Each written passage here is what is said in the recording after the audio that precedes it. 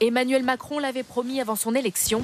Aujourd'hui, le Premier ministre abat ses cartes sur la réforme des institutions. Ces textes contribueront à rénover profondément la vie politique et parlementaire dans un triple souci de responsabilité, de représentativité et d'efficacité. Des mesures populaires. La première, la baisse d'un tiers du nombre de parlementaires. À l'Assemblée, les 577 députés seront réduits à 404. Au Sénat, ils ne seront plus que 244. Colère chez ce député des Bouches-du-Rhône qui devra mécaniquement représenter plus d'administrés. C'est déconnecter le député de son territoire, c'est affaiblir la diversité de l'Assemblée nationale, de la représentation nationale.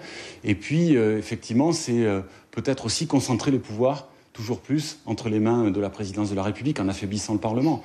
Autre changement, il y aura 15% de proportionnel dès les prochaines législatives de 2022. Cela représente 60 sièges. Du centre à la France insoumise en passant par le Front National, on considère que c'est insuffisant. Nous représentons des millions d'électeurs, nous sommes 7 députés, on ne va pas se contenter de miettes.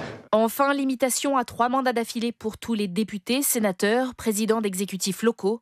Mais attention, pour répondre à la grogne des maires, cette mesure ne s'appliquera qu'aux communes de plus de 9000 habitants. Seuls 10% seront concernés par cette limitation des mandats. Malgré cette concession, le non-cumul dans le temps est inacceptable à droite.